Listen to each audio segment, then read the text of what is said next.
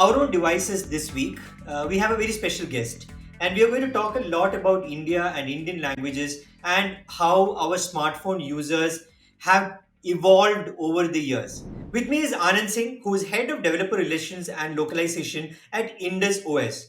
For those who don't know, Indus OS is a very innovative company. It was the first company literally that brought Indian languages onto smartphones of Indian users. And back in the day, and I'm talking about almost a decade away, I remember being blown away by seeing this Indus OS running on a very entry level Android phone and actually converting an English text into Gujarati or Malayalam or Telugu with just one swipe.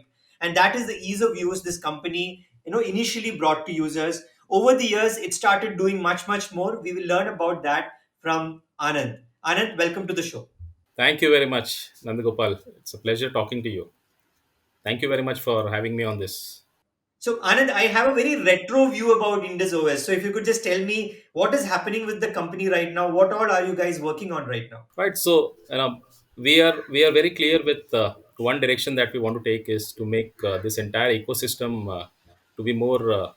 So we are working on the philosophy of ease. If I have to put it in simple terms, now if I say ease, it is enhanced app store ecosystem. So what we essentially mean by it is, a store which is very democratic in its nature, which has uh, features which are intuitively designed for the users to be, able to consume the content which is available on our store, pretty much through by our efforts on curation and bringing in videos and creating app stories which can help the users to understand the USP of an app before they make the decision of downloading that app. Now making the journey easy for the user is the primary objective and the philosophy that we always had right from the inception. On the developer front, obviously, as I said, democratization is a critical thing that we are working on, and we see a lot of consolidation that has happened. You made a mention of how we started, and the journey so far in the last one decade, we have been able to reach to a point where we are seeing a lot of consolidation in the market. Now, with this consolidation, obviously, there is a huge opportunity in the app market itself. We are talking about 130 billion plus. Quoting from the reports coming in from Greenview. So you can imagine there is a lot of economic value that is involved here. And when we are essentially talking about it, how we are seeing, how can we make this as a level playing field for all the players that exist in the app store ecosystem. So that's the direction that we want to take. So, for users who are not familiar, how would you call Indus OS?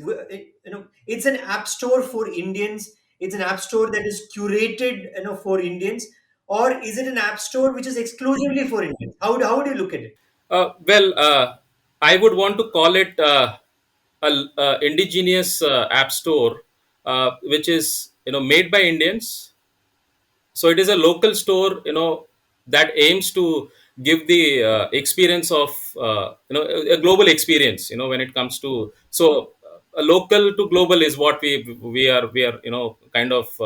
I would want to term this store as a locally created store for Indians, but obviously with the qualities of all that exist in the global players.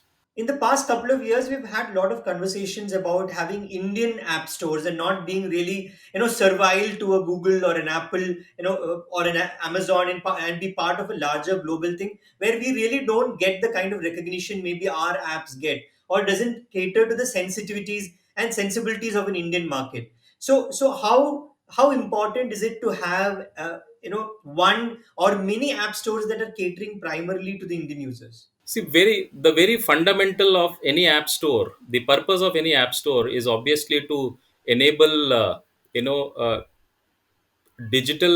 enable a digital ecosystem, a marketplace, which is, equally valuable for the developers to come and upload, publish their apps.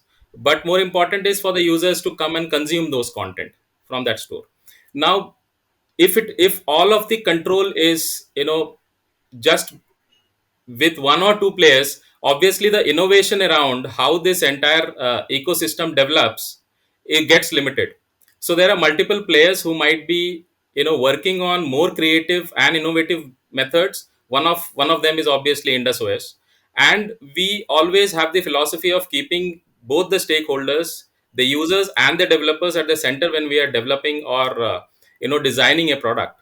So essentially, what the messaging that is important to understand here is that a level playing field for all such players to promote innovation will only help both the stakeholders, whether the users or the developers. And there is a lot for developers.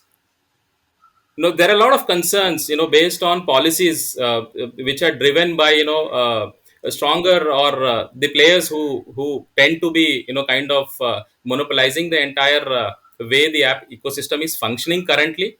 And it hampers the local developers in a lot many ways, including the economic effect that happens because of you know uh, the revenue that they have to share in lot many ways.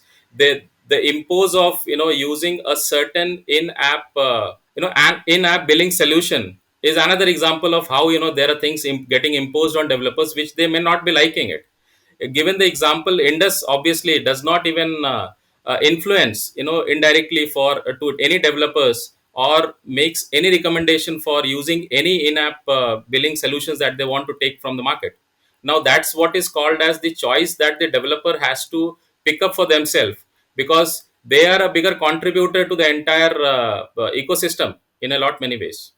So as of now, what is the kind of reaction you are getting from developers in India? How are they coming on board? And do you also have developers who are exclusively on Indus OS right now?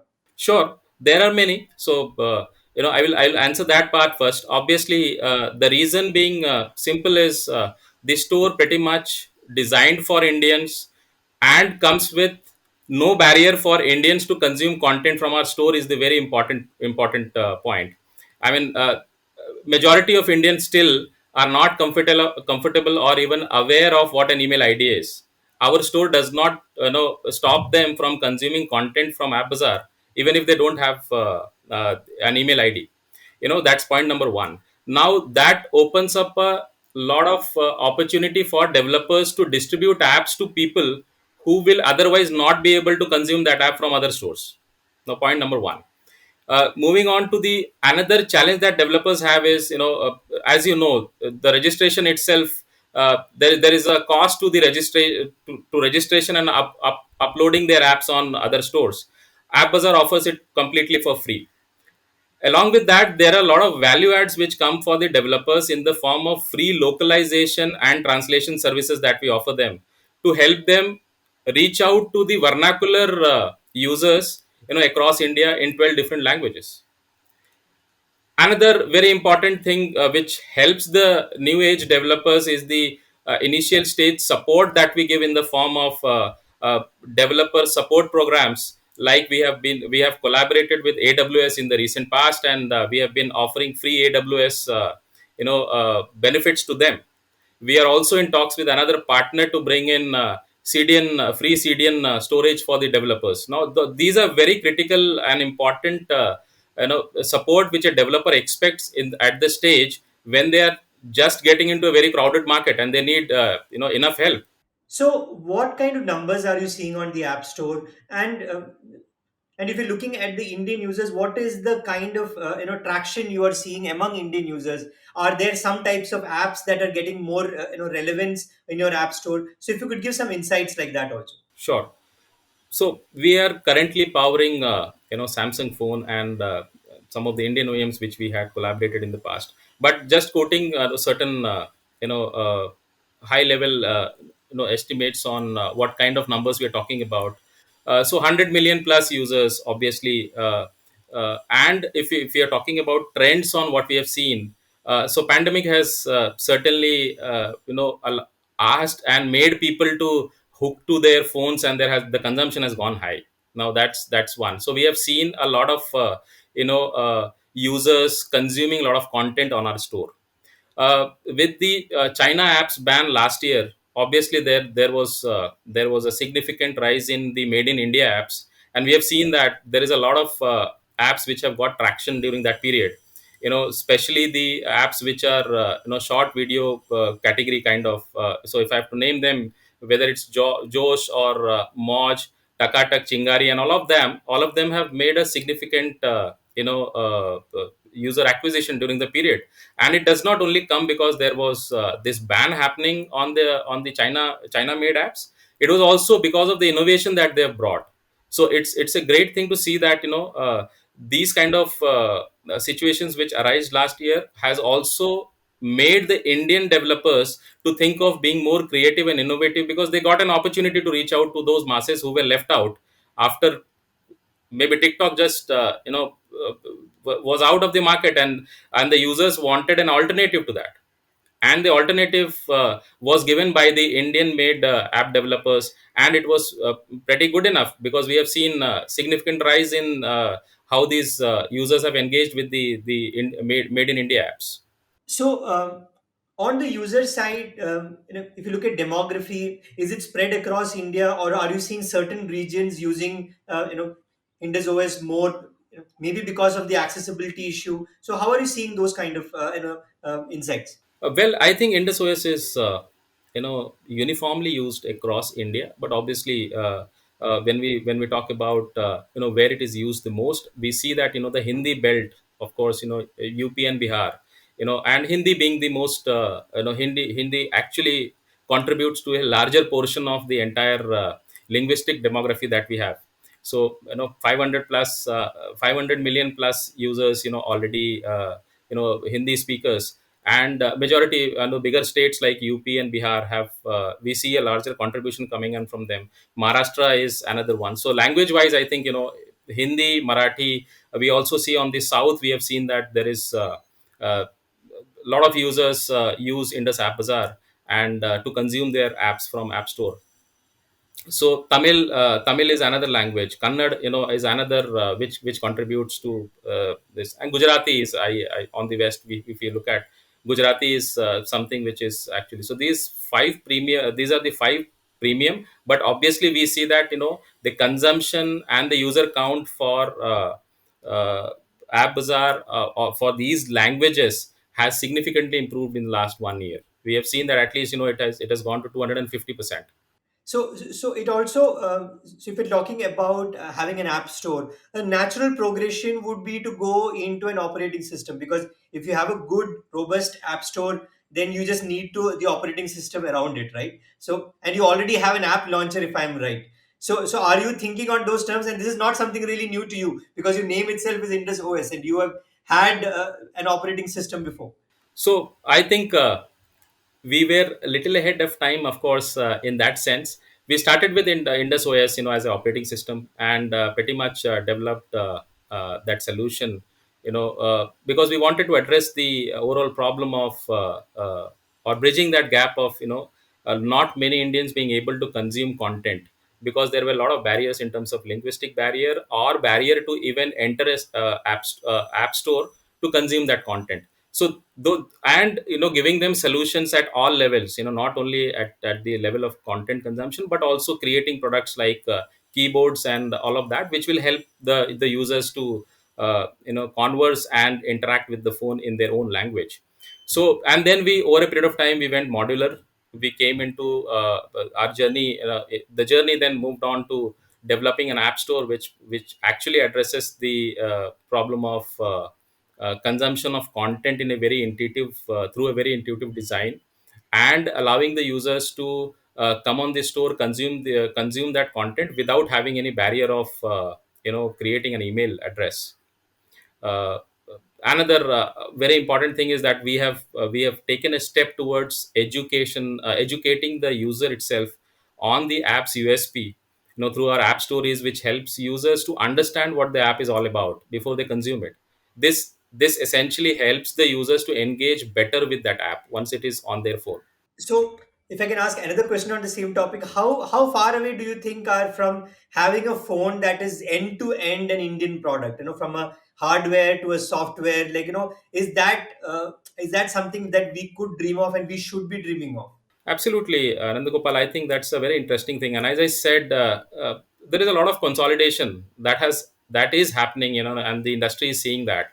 And we hope to see that, because we have collaborated with a lot of OEMs in the past.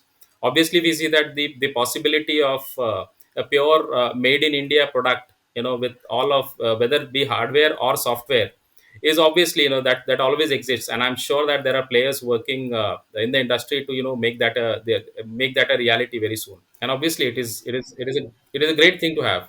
On the other side, like, you mentioned how people can download an app without giving their email ID. So is that also presenting new security issues? Like, of course you have the security issue of protecting the user, but then if you're not if you don't know who's using it, is that also leading to some security issues in terms of misuse of an app? So how do you look at things like that, because it's opening up some new avenues, right? Sure.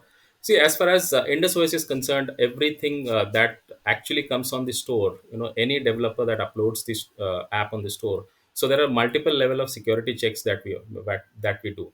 One is pretty much, a team itself will download that app entirely on test phones, and they will test it in and out to understand if there are any content which does not fit into our policy.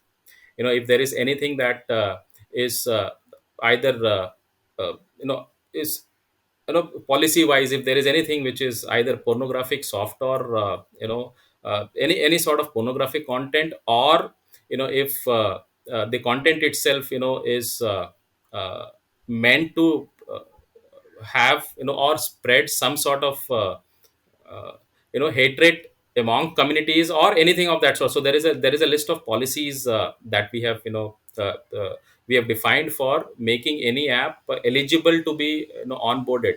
That's check number one.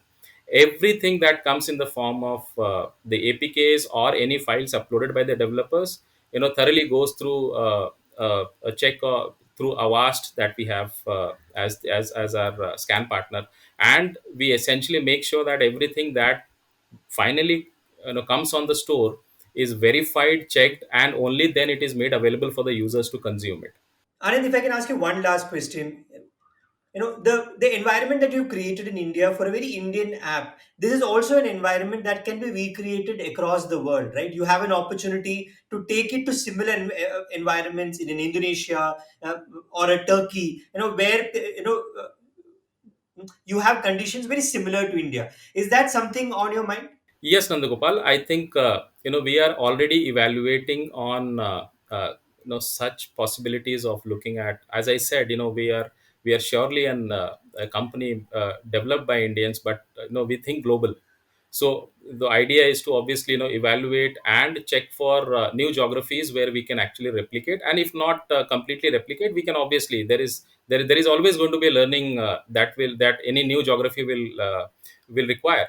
And we are surely open to that, and we are evaluating in those kind of geographies. Yeah, so it is definitely on the cards. Anand, thanks a lot for telling us about Indus OS, or the new version of Indus OS, which is India's truly Indian app store and maybe made for the world. So all the best with Indus OS and the future of taking app stores which are very Indian, maybe across the world. Thank you for being on the show, Anand. Thank you very much for having me. Thank you very much. So this is Nandagopal signing off again. You were listening to our own devices, and we'll be everywhere you listen to your podcast. Till next week, goodbye.